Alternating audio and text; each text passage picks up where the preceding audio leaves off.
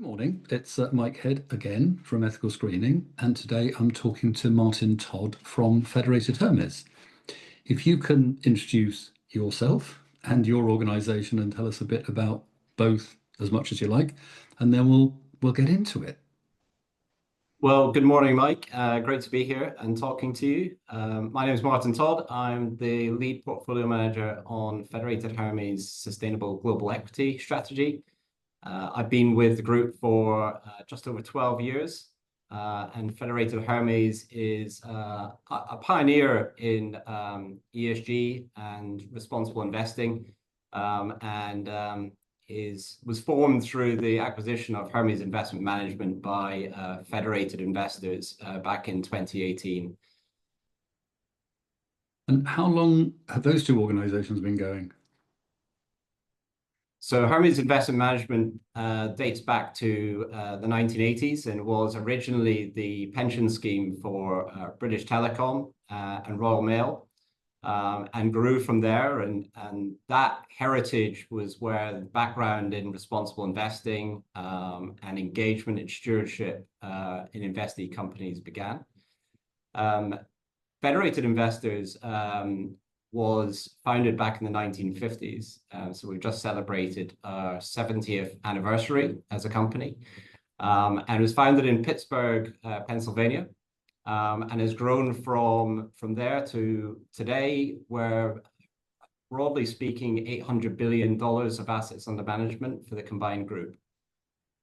I didn't know that about the pension scheme thing. That's kind of interesting because those are organizations that would have cared where the money was invested almost at a time when caring where your money was invested was very much in its infancy in the UK. Absolutely. So this dates to long before the acronym ESG was coined, and goes back to the 80s and 90s and the role of investors and the responsibility that brings. So that led to the founding of Federated Hermes EOS, which is a group that advises investors on, in stewardship activities, and to really takes that responsibility seriously, advising third parties as well as ourselves when it comes to conversations with companies around environmental and social topics and governance, and is a really large part itself. So EOS advises around about 2 trillion in AUM for other asset owners. Yeah, because I can remember meeting someone from one of those lovely events we go to, and I met a young woman who worked in the ESG team at Hermes, and she was one of about 30, and I had this slight double take of thinking, God, I'm so ignorant. I didn't know that there were 30 of you, and the amount that, as you say, that collective action that gets carried out between different organizations, which I think is fantastic.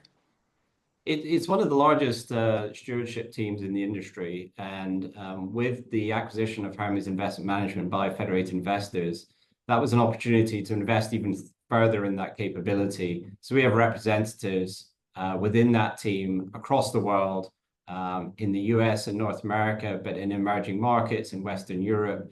And we have people on the ground who are able to engage with companies in the native tongue, who are locals and understand the cultures and peculiarities, I should say, of all these separate markets, so we can engage most effectively on behalf of clients. It's one of the interesting ones, isn't it? Because I can remember talking to somebody years and years ago who went out to Japan and started trying to talk any number of questions where they didn't have the answer. But when he asked about diversity and women on the board, the chairman could immediately answer by saying none. And it's that thing about, yep, regional differences are not necessarily indicative of poor practice. It's just that culturally, different regions are very different.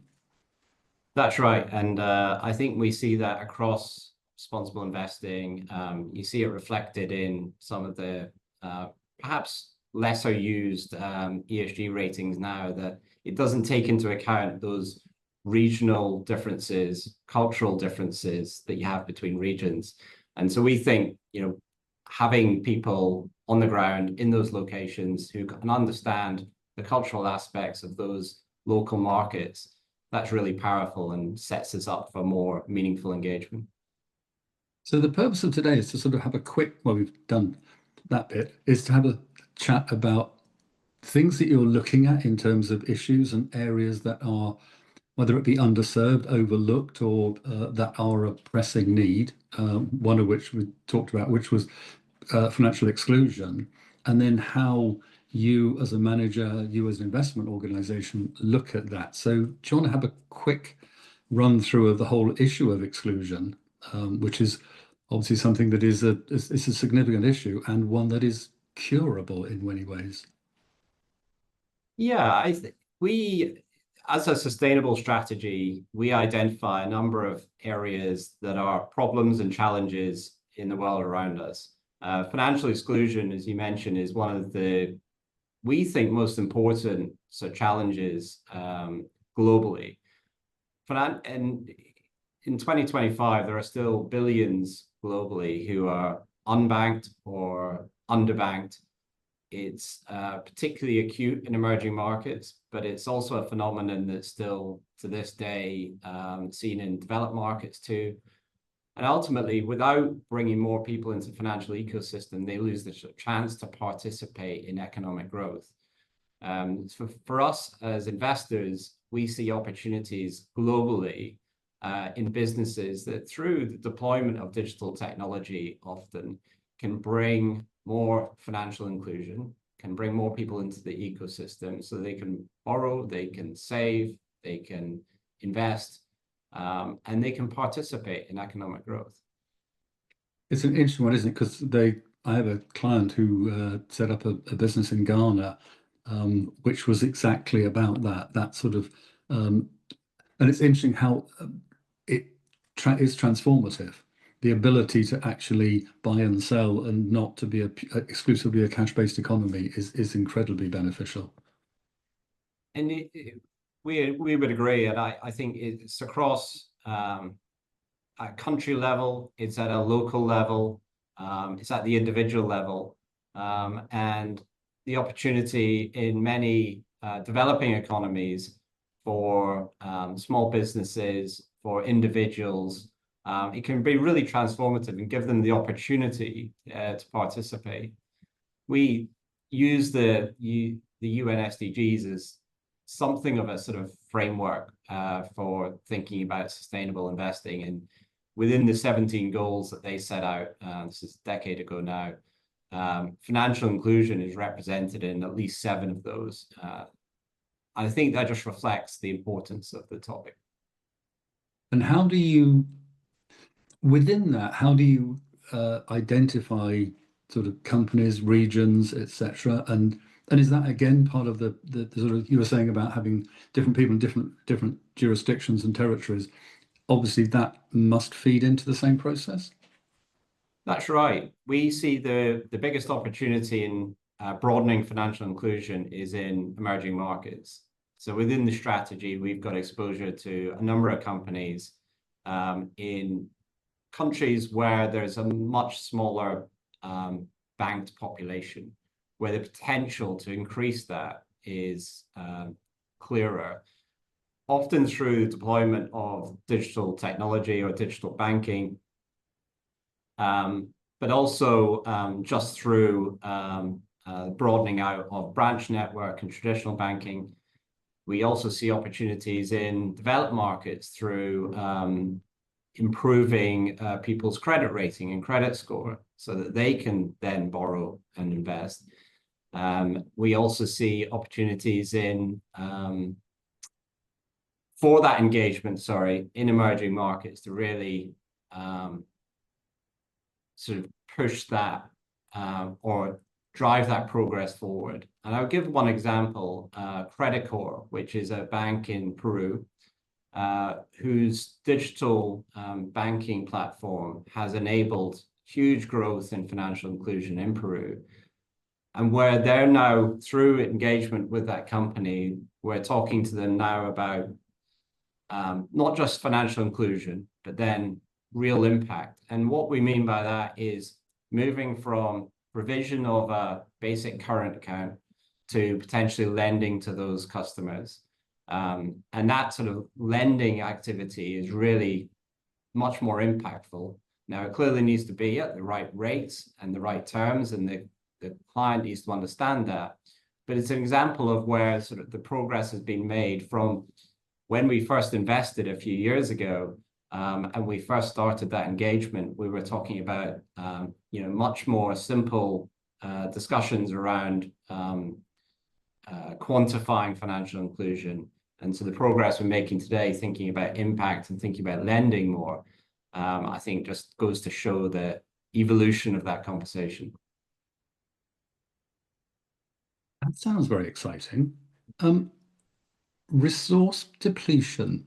There's a topic with COP going on at the moment, and everyone thinking we're in a mess. How do you look at resource depletion then, as a moving rapidly from financial exclusion into depletion?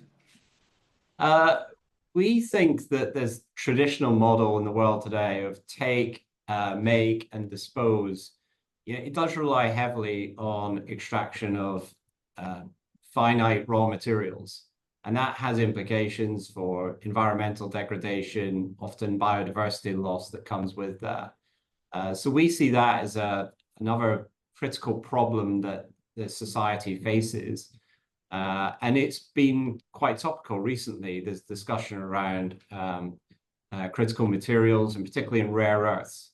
But it's a phenomenon we've seen more widely across a range of commodities. And therefore, the imperative is to find companies that can reuse, repair, recycle, retain, so that we're less dependent on extracting new raw materials, and address that problem of resource depletion. So the 4 Rs, that's going to get confusing with the 3 Rs as well on medical testing, but it's almost as if you're trying to find businesses that are doing what individuals are trying to do, which is to not be endlessly consuming and to repurpose and everything like that. And is that a growing area within sort of an investable world? We think it is. There's a number of dynamics that we think highlight the importance of more circularity, of making do with doing more with less ultimately. One is I think what the COVID pandemic demonstrated is that we've got very intertwined global supply chains, and dependence on supply of raw materials from around the world brings a vulnerability to a business. And that's put the focus on domestic value chains and ensuring the security of supply. So that's one of the dynamics that makes it even more important that companies are able to have security of supply that can deliver resilience ultimately. And I think another key feature is that the availability of new raw materials, the extraction of these finite resources, is getting more and more difficult. It's more and more expensive. And ultimately, the solution for companies in doing more with less, with repairing, reuse, resource recovery, recycling, that can bring great financial as well as societal benefits. Yes, it's the rare earths thing. We're not going to put that in as R number 5, but it is an interesting one, isn't it? That they're called that not because they are specifically in tiny numbers. It's because they are that on the periodic table.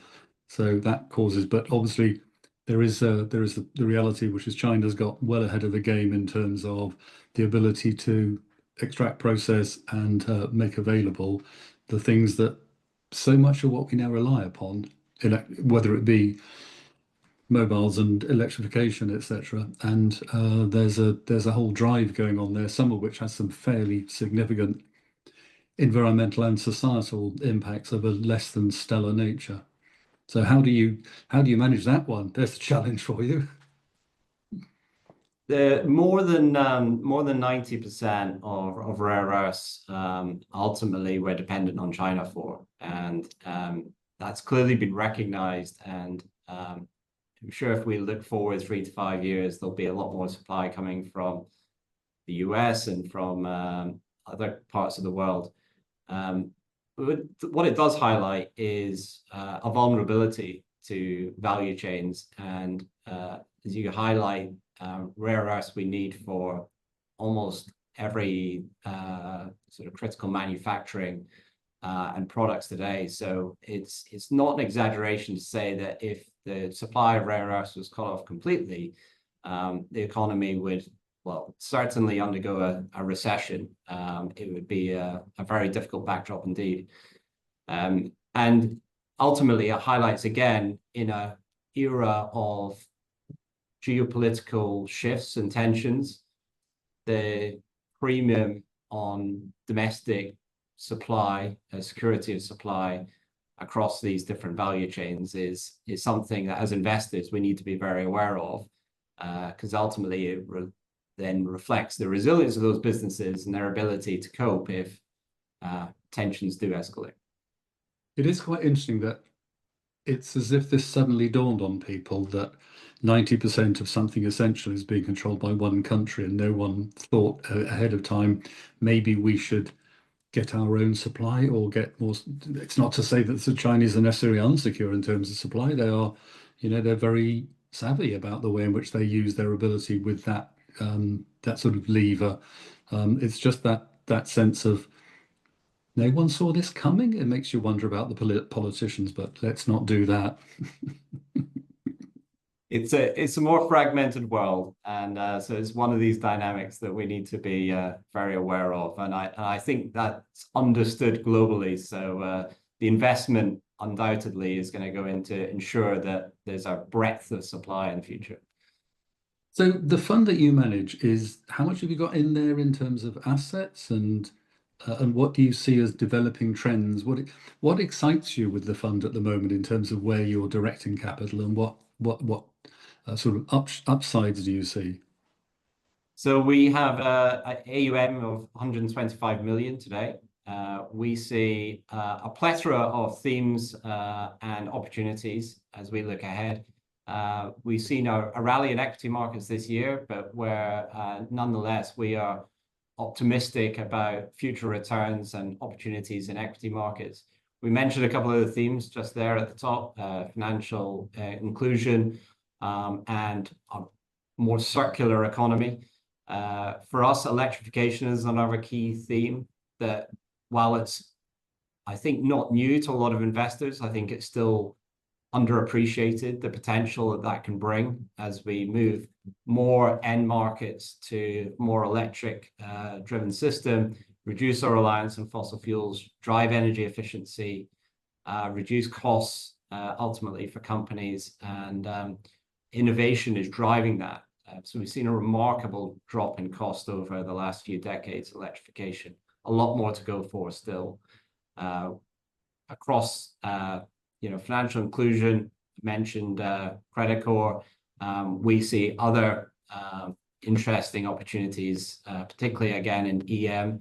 And I think what that provides is something of a diversifier to what the benchmark is dominated by ultimately is US and technology companies. So to find these growth opportunities that are overlooked in less obvious areas of the market, I think really helps drive diversification and resilient returns through the cycle for the strategy. One other aspect I meant to mention as well is that we see opportunities across really three areas.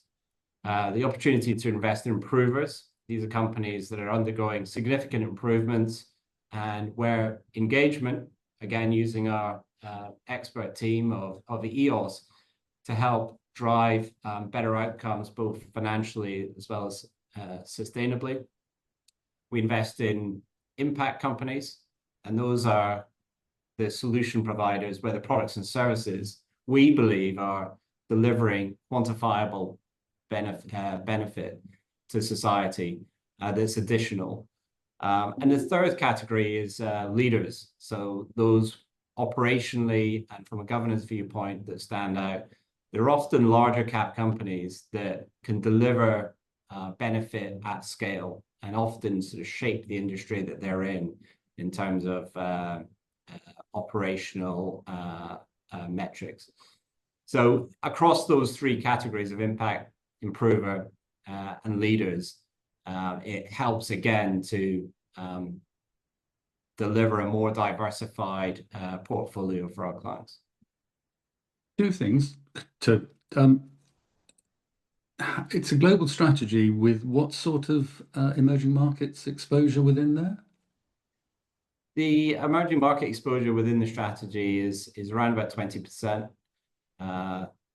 The strategy is underweight North America and a small overweight in Europe. But we see a lot of opportunity in emerging markets and valuations that are compelling. Okay, that's interesting. That, I mean, that sort of thing about that's where the exciting stuff tends to happen. The other bit, which is interesting, you were saying about larger cap companies, is the thing I always find almost more rewarding, having done this for as long as I clearly have, that it's very interesting when you hear about a small company that's doing something really cutting edge, etc. But in some ways, I'm more excited when a big company that I think of as being quite dull and just you walk past or look past, and then when you find out that actually they're doing an awful lot more than almost more than is necessary because they know that it is necessary, and it's as though the pennies dropped. And when the large caps do that, it's quite pleasing, and it's in a way I think it's a message that doesn't get through to investors often enough. That if you've got a sector, if one supermarket, for example, is significantly more enlightened on any number of issues that are of benefit society and environment, they need to make more noise about it. And of course, the problem is they're frightened to do so because someone will shoot them down, which is very sad. Yeah, I think that's what we see is the potential with some of the larger corporates, some of the mega caps, is the scale that they have. The impact ultimately is that much greater. So we see opportunities there, and just because it's large corporate doesn't mean it can't, help drive better outcomes. So we think it's important to capture that, as well as some of those more smaller cap, idiosyncratic companies that are delivering some of those sort of final solutions. To have that diversification and breadth in the portfolio, I think ultimately drives a lot of real world impact and a more stable financial return as well.